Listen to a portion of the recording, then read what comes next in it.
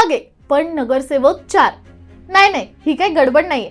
याला म्हणतात बहुसदस्यीय निवडणूक. आता येणाऱ्या महापालिका निवडणुकीत बृहन्मुंबई वगळता राज्यातील उरलेल्या 28 नगरपालिकांमध्ये हीच पद्धत लागू होणार आहे. म्हणजे काय तर काही प्रभागांमधून एकाच वेळी 2 किंवा 4 नगरसेवक निवडले जातात. त्यामुळे मतदाराला एक नाही तर 4 वेळा मतदान करावं लागतं. प्रत्येक प्रभागासाठी मतदान केंद्रावर 2 किंवा 4 ईव्हीएम मशीन्स असतील. उमेदवार ओळखायला सोपा जावा म्हणून प्रत्येक जागेसाठी वेगळा रंग देण्यात आलाय. म्हणजे बघा, एखाद्या प्रभागात A, B, C, D अशा 4 जागा असतील तर A जागेसाठी पांढरा, B जागेसाठी फिकट गुलाबी, C जागेसाठी पिवळा आणि D जागेसाठी फिकट निळा असे रंग दिलेले असतील. आता महत्त्वाची गोष्ट अशी की तुम्हाला 4 पैकी 4ही मतं देणं अनिवार्य आहे. जर 4 पैकी एकही मत कमी पडलं तर तुमचं पूर्ण मतदान अवैध ठरेल. पण हा 4ही मतं एकाच पक्षाला द्यावी लागतील अशी सक्ती अजिबात नाहीये. प्रत्येक जागेसाठी मतदाराला हवा तो उमेदवार स्वतंत्रपणे निवडता येणार आहे.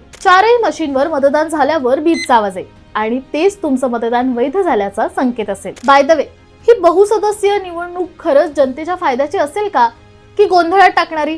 तुम्हाला काय वाटतं कमेंटमध्ये सांगा आणि अशाच भन्नाट अपडेट्ससाठी सबस्क्राईब करा जबरी खबरी.